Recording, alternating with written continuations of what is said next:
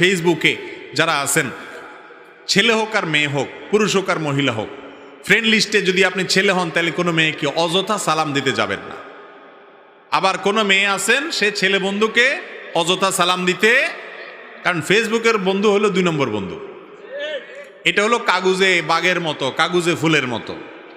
নিজের বাপমার খোঁজ খবর নাই, ফুফু চাচাতো ভাই বোনের খোঁজ খবর নাই, আত্মীয় স্বজন যাদের সাথে সম্পর্ক রক্ষা করা ফরজ সেখানে খোঁজ খবর নেই, জীবনে কথা বলার টাইম নেই আপনার। আর সেখানে আপনার 5000 বন্ধু, 5000 বন্ধু সব ফেক বন্ধু। 5000 লোকের হক আদায় করা সোজা কাজ নাকি? তো এগুলা করতে যাবেন না। বিশেষ করে মেয়েদের সাথে ফেসবুকে বন্ধুতা করে আজাইরা আলাপ, কেমন আছেন, কি খাইছেন, বাড়ি কোথায়, কি স্ট্যাটাস, কি আছে কি না আছে, এগুলা শয়তানের ফাঁদ ভাইরা আমার, এগুলা শয়তানের ফাঁদ, মনে রাখবেন। এরপরে আপনি কোথায় চলে যাবেন, কত নিচে নামবেন, কত গুনাহে লিপ্ত হবেন নিজেও জানেন না।